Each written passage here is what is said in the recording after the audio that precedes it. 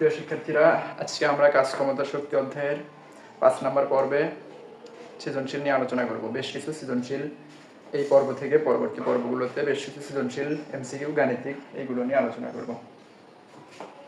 তো আমরা এখানে দিনাজপুর বোর্ড 25 সালের একটি প্রশ্ন তুলেছি। 2.5 কিলোওয়াটের একটি বৈদ্যুতিক মোটর 12 কেজি ভরের একটি বস্তুকে 20 মিটার উপরে তুলে ছেড়ে দিল। বস্তুটি মুক্তভাবে মাটিতে পড়ল। তো আমরা শুধু গ ঘ করবো। গ নম্বর, মোটরটির কর্মদক্ষতা নির্ণয় করো। তো কর্মদক্ষতা নির্ণয়ের বেসিক আমার আগের ভিডিওতে আছে, তোমরা গেলে দেখতে পারবা। তো এখানে দেওয়া আছে কি কি সেগুলো একটু আমরা তুলি। যে কোনো প্রশ্ন সমাধান, সৃজনশীল প্রশ্ন সমাধানের জন্য সবসময় উদ্দীপকে কি দেওয়া আছে সেটার দিকে খেয়াল রাখবা। তাহলে মোটরের একটা ক্ষমতা দেওয়া আছে 2.5 কিলোওয়াট। এই ক্ষমতাটা মোটরের ইনপুট ক্ষমতা নাকি আউটপুট ক্ষমতা, অর্থাৎ প্রদত্ত ক্ষমতা নাকি কার্যকর ক্ষমতা? অবশ্যই এটা প্রদত্ত ক্ষমতা। তো প্রদত্ত ক্ষমতাকে আমরা ইনপুট আকারে লিখি। তাহলে প্রদত্ত ক্ষমতা পি ইনপুট ইকুয়াল 2.5 কিলোওয়াট। এটা যেহেতু কিলোওয়াটে আছে, আমরা এটাকে ওয়াটে প্রকাশ করি। তাহলে কি করতে হবে? কিলোর জন্য 1000 দিয়ে গুণ করতে হবে। তাহলে এটা দাঁড়ায় 2500 ওয়াট। তো এটা হলো ইনপুট ক্ষমতা। আর কি আছে? মোটরের ভর আছে 12 কেজি। তাহলে আমরা লিখে রাখি, যদি লাগে বসাবো। m equal 12 KG. কত মিটার উপরে তুলছি? 20 মিটার। তাহলে উচ্চতা h ইকুয়াল 20 মিটার। আমরা এখান থেকে বের করবো কি কর্মদক্ষতা, এটা ইকুয়াল ওয়াট। তাহলে আমাদের যেহেতু এখানে মোটরের ইনপুট ক্ষমতা অর্থাৎ প্রদত্ত ক্ষমতা 2.5 কিলোওয়াট দেওয়া আছে, আর লভ্য কার্যকর ক্ষমতাটা এই যে এগুলো থেকে বের করতে হবে। তাহলে আমরা প্রথমে আগে আউটপুট ক্ষমতা, যাকে বলে লভ্য কার্যকর ক্ষমতা, এটা আগে বের করে নেব। তাহলে পি আউটপুট সমান mgh। তো এই সূত্রে একটা জি লাগতেছে, জির মানটা আমরা চাইলে যেহেতু আমরা এটা জানি বসে দিতে পারি। তাহলে এই মোটরের জন্য m হলো 12 কেজি, জি হলো 9.8, উচ্চতা h হলো 20 মিটার। তাহলে mgh গুণ করলে এটা আমরা কত পাই? এটা আমরা ক্যালকুলেটরে গুণ করলে পাবো 2352। তো এটা ক্ষমতা ওয়াট। আর আমরা ইনপুট কত পাইছি? এত। তাহলে আমরা সরাসরি এখন কর্মদক্ষতা বের করার জন্য সূত্র অ্যাপ্লাই করি। আমরা জানি কর্মদক্ষতা এটা ইকুয়াল পি আউটপুট ভাগ পি ইনপুট গুণ 100%। তাহলে পি আউটপুট আমরা কত পেলাম? 2352 ওয়াট। পি ইনপুট কত দেওয়া আছে? 2500 ওয়াট গুণ 100%। তাহলে এখান থেকে আমরা কত পাই? এটা ক্যালকুলেটর করলে এবং তার সাথে 100% গুণ করলে কর্মদক্ষতা ইকুয়াল 94.08% চলে আসে। তো এটাই হলো আমাদের মোটরটির কর্মদক্ষতা। এখন আমরা ঘ নাম্বার করব।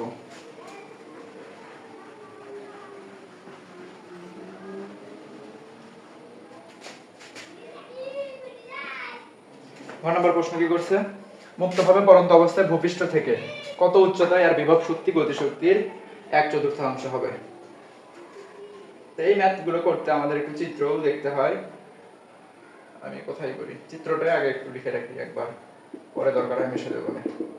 তো সাধারণত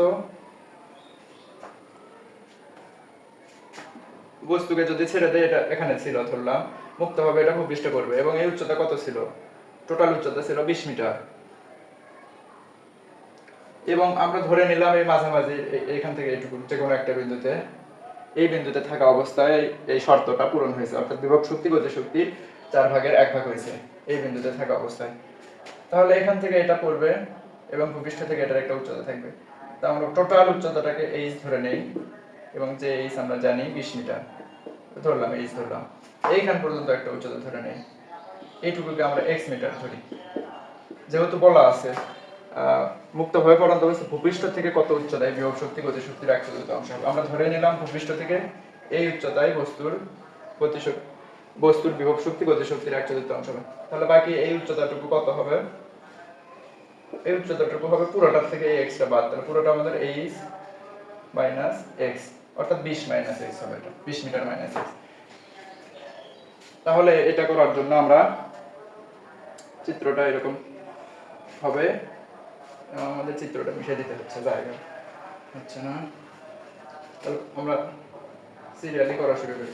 তাহলে প্রথমে আমরা ধরি ভূপৃষ্ঠ হতে x মিটার উচ্চতায় এই শর্তটা ফিল আপ করতেছে। ভূপৃষ্ঠ হতে x মিটার উচ্চতায় বস্তুটির বিভব শক্তি গতিশক্তির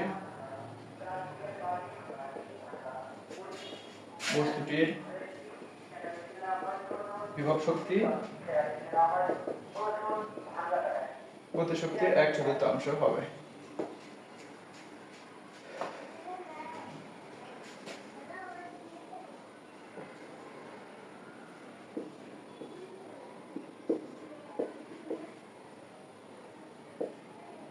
তাহলে এই উচ্চতায় যদি আমরা বস্তুটির বিভব শক্তি বের করতে চাই, এটাকে আমরা একটা বিন্দু ধরে নিলাম, পি বিন্দুতে।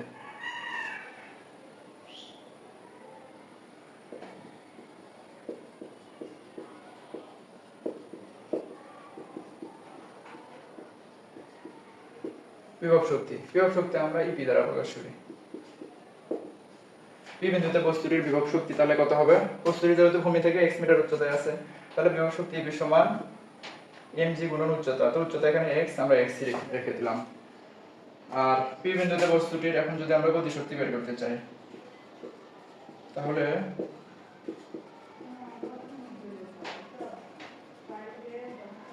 তো গতিশক্তি কে সমান হাফ m v স্কয়ার। এখন v স্কয়ার তো এখানে দেওয়া নাই বা বেগের মান দেওয়া নাই, এখান থেকে বস্তুটা ছেড়ে দিলে অবশ্যই পি বিন্দুতে আর বেগ থাকবে। প্রথমে 0 থাকে, কিন্তু পড়তে পড়তে এই বিন্দুতে আর বেগ থাকে। তো সেই বেগটা বের করার জন্য আমাদের v স্কয়ার একটা ইকুয়েশনে v স্কয়ার সমান u স্কয়ার প্লাস 2gh, এই ইকুয়েশনে ফেলে v স্কয়ার বের করতে হবে। তাহলে পি বিন্দুতে যদি বস্তুর বেগ v হয়, তাহলে আমরা v স্কয়ারের সূত্র থেকে কি পাই? তাহলে v স্কয়ার সমান u স্কয়ার প্লাস 2g, এইখানে যে একটা উচ্চতা বসাতে হবে, সেই উচ্চতাটা কিন্তু এই উচ্চতা না। সেই উচ্চতাটা হলো বস্তু যেখান থেকে ছাড়তেছি আর যে বিন্দুতে এসে পৌঁছাচ্ছে, এই উচ্চতা। কারণ এইটুকু উচ্চতার জন্যই তো বস্তু যতটুকুই বেগ প্রাপ্ত হোক সেই বেগটা পাচ্ছে। তো এই উচ্চতাটা হলো h মাইনাস x। তো আমরা এটা বসে দিই। এবং এখান থেকে যখন ছাড়ছি তখন বস্তুর তো আদি বেগ ছিল না, তাহলে u স্কয়ারের মানটা 0। তাহলে আমরা লিখতে পারি v স্কয়ার সমান 2g h মাইনাস x। তাহলে আমরা একটা বিভব শক্তি পেলাম। এখন এই v স্কয়ারটা আমরা গতিশক্তির ইকুয়েশনে বসে দিই। তাহলে গতিশক্তি E কে সমান হাফ m v স্কয়ারের পরিবর্তে 2g h মাইনাস x। তাহলে কত দাঁড়ায়?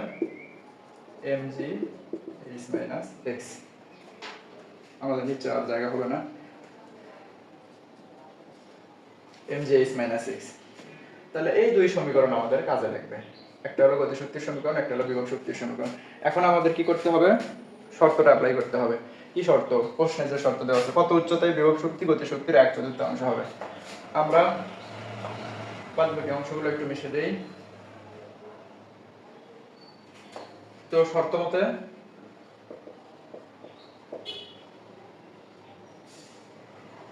বিভব শক্তি গতিশক্তির 1/4 হবে। তাহলে এই পাশে যদি আমরা বিভব শক্তি রাখি আর এই পাশে যদি গতিশক্তি রাখি, তাহলে পুরো বিভব শক্তি তো গতিশক্তির সমান না।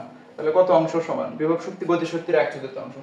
তো গতিশক্তির 1/4 বলা মানে গতিশক্তির এই পাশে 4/1 গুণ করে দিতে হবে। তাহলে এই মানটা আমরা এখন বসে দেব। তাহলে বিভব শক্তি আমরা কত পাইছি? বিভব শক্তি পাইছি EP সমান mgx। এটা আমরা এখানে বসে দেব। EP আর না লিখি, mgx 1/4 এটা সূত্রের শর্তের জন্য থাকলো। আর গতিশক্তি কত পাইছি? mg h minus x। আমাদের আর কিছুই লাগবে না, চিত্র আর দেখার দরকার নেই। সরাসরি এই শর্তটা থেকে আমরা উচ্চতা h নিয়ে আসবো। এবং আমাদের একটা জিনিস দেওয়া আছে, উচ্চতাটা হলো 20 মিটার, এটার মানটা অ্যাপ্লাই করতে হবে। এখন এই সমীকরণের এই পাশে mg এই পাশে mg আছে, দুটাই আমরা বাদ দিয়ে দিতে পারি। x equal h minus x by 4 থাকলো। x equal h minus x by 4। আমরা এখানে h এর মানও বসে দেব এবং 4টা এখানে ভাগ আছে, এই পাশে নিয়ে আসলে গুণ হবে। তাহলে 4x equal h minus x। তো 4x, এই x টা মাইনাস এর আছে, এই পাশে নিয়ে আসলে প্লাস হবে। তাহলে 5x ইকুয়াল h, এবং h এর মান কত? 20 মিটার। তাহলে 5x যদি 20 হয় x ইকুয়াল 20/5 ইকুয়াল 4 মিটার। অর্থাৎ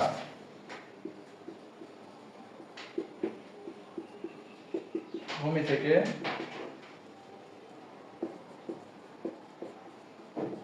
মিটার উচ্চতায় বস্তুটির বিভব শক্তি গতিশক্তির 1/4 হবে, অর্থাৎ এই শর্তটা পূরণ করবে 4 মিটার উচ্চতায় এসে। তো আমরা পরের সৃজনশীলে যাই। চট্টগ্রাম বোর্ড 23-এ একটি সৃজনশীল আসছে। তো এটা হলো 500 গ্রাম ভরের একটা বস্তুকে 9.8 মিটার পার সেকেন্ড বেগে খাড়া উপরের দিকে নিক্ষেপ করা হলো। এত বেগে বস্তুটাকে খাড়া উপরের দিকে নিক্ষেপ করলে এটা একটা উচ্চতায় উঠবে। ধরলাম যে এই উচ্চতায় উঠলো। তো সর্বোচ্চ এই উচ্চতায় ওঠা মানে হলো এখানে বস্তুটার বেগ শেষ হয়ে গেছে, বস্তুটা থেমে গেছে, এরপর আবার নিচের দিকে পড়বে। তো এই উচ্চতাটাকে আমরা ধরে নিলাম এইচ ম্যাক্সিমাম। তো এইচ ম্যাক্সিমাম উচ্চতা ধরলে গ নাম্বার প্রশ্ন, বস্তু সর্বোচ্চ কত উচ্চতায় উঠবে? আমরা সূত্র থেকে এটা করতে পারি। আমরা জানি নিক্ষিপ্ত বস্তুর জন্য উচ্চতা বের করার সূত্র হলো v² = u² - 2gh। তো আদি বেগটা তো 9.8, শেষ বেগটা যদি 0 হয় তখন h টা ম্যাক্সিমাম হবে। তাহলে শেষ বেগকে আমরা 0 ধরি, তাহলে 0 ইকুয়াল u² - 2gh, h টা ম্যাক্সিমাম হলো। তাহলে 2gh ইকুয়াল u²। তাহলে এই যে h ম্যাক্সিমাম ইকুয়াল u²/2g, মান বসে দিই। কত বেগে নিক্ষেপ করছি? 9.8। তাহলে 9.8 এর উপর স্কয়ার বাই 2g, 2 গুণন 9.8। তো একটা 9.8 এর সাথে আরেকটা 9.8 কেটে যায়, তাহলে এটা চলে আসে 4.9 মিটার। অর্থাৎ এই 4.9 মিটার উচ্চতায় বস্তুটা থেমে যাবে, অর্থাৎ সর্বোচ্চ 4.9 মিটার উচ্চতায় উঠবে বস্তুটি। এখন আমরা ঘ নাম্বার একটু দেখি।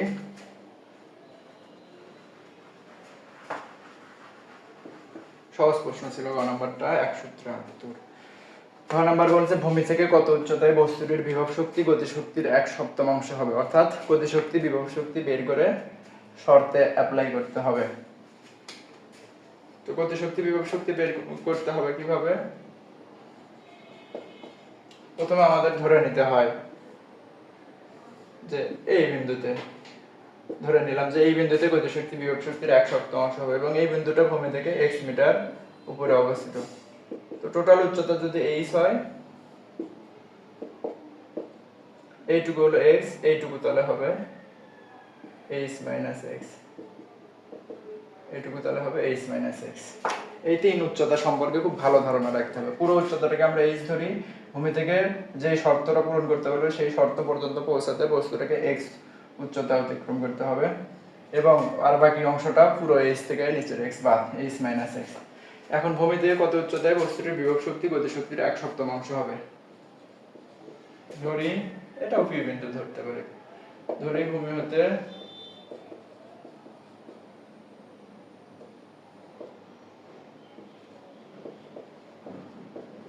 x মিটার উচ্চতায়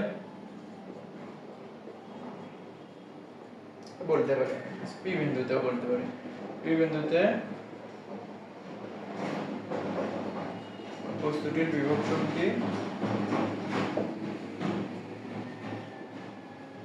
গতিশক্তির 1/7 হবে। তাহলে p বিন্দুতে বিভব শক্তি কত নির্ণয় হবে?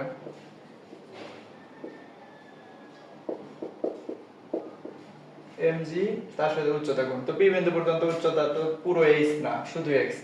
তাহলে আমাদের এখানে শুধু x মিটার ধরতে হবে বিভব শক্তি নির্ণয়ের জন্য। p বিন্দুতে গতিশক্তি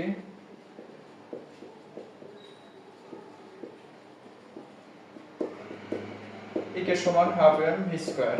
কিন্তু v স্কয়ার তো আমরা জানি না, p বিন্দুতে বস্তু কত বেগে চলছে আমরা জানি না। তো নিক্ষেপ করার পর বস্তুটা যখন এই বিন্দুতে গেছে তখন তার v স্কয়ার বের করার জন্য আমরা কি করব?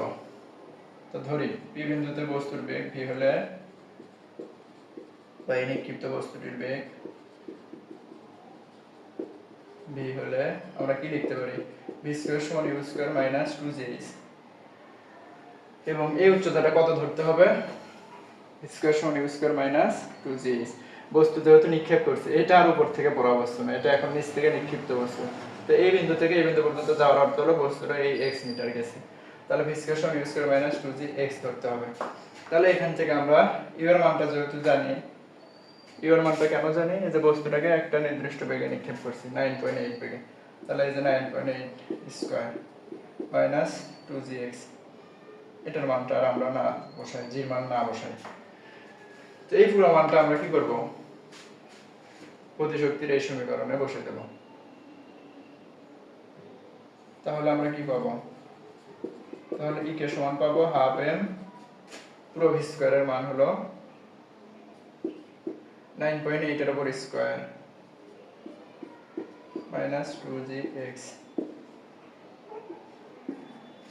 তাহলে হাফ m 9.8 এর উপর স্কয়ার ক্যালকুলেশন করলে 96.04 আসে তাহলে 96.04 মাইনাস 2gh হাফ দিয়ে যদি আমরা আরেকটা লাইন ভাগ করে দেই এখানেও হাফ তাহলে m বাইরে থাকলো 96.04 এর অর্ধেক 48.02 মাইনাস 2gh এর অর্ধেক gh এই ফরম্যাটটা আমরা রেখে দেব এখন আমাদের কি করতে হবে আমরা বিভব শক্তি পেলাম গতি শক্তি পেলাম পূর্ণ দুই সমীকরণ পেলাম এখন আমাদের শর্ত তাহলে শর্ত মতে বা শর্তানুসারে গতি শক্তির সাথে বিভব শক্তির সম্পর্ক কি এই শর্তগুলো দিয়ে অঙ্ক করা একদম ইজি শুধু দুইটা সমীকরণে আনতে হবে তো বস্তুটির বিভব শক্তি গতি শক্তির 1/7 হবে কার 1/7 গতি শক্তির তাহলে গতি শক্তির এই পাশে 1/7 এখন বিভব শক্তি ইকুয়েশন সরাসরি বসে দেব এর জায়গায় mgx তাহলে mgx 1/7 থাকবে গতি শক্তির ইকুয়েশন m * 48.02 মাইনাস gx এইগুলো আমাদের আর দরকার নাই এখন আমরা কি করব এই দুই শর্ত ক্যালকুলেশন করে উচ্চতা বের করব তাহলে আমাদের এই পাশে m এই পাশে m বাদ যাবে তাহলে gx 7টা এখানে ভাগ আছে এই পাশে পার করে নিয়ে আসলে একবার আসে 7gx m নাই তাহলে থাকলো কি 48.02 মাইনাস gx টাও পার করে নিয়ে আসলে 7gx gx তাহলে এখানে হবে 8gx 8gx 48.02 এখন আমরা 8g পুরোটা ভাগ করে শুধু x রাখবো 48.02 ভাগ 8g g এর মান আমরা জানি না জানি 48.02 ভাগ 8 গুণন অভিকর্ষ ত্বরণ 9.8 এইটা ক্যালকুলেশন করলে আমরা সামান্য একটা মান পাবো 0.6125 x ইকুয়াল তাহলে x ইকুয়াল যেহেতু এত তার মানে এই যে ভূমি থেকে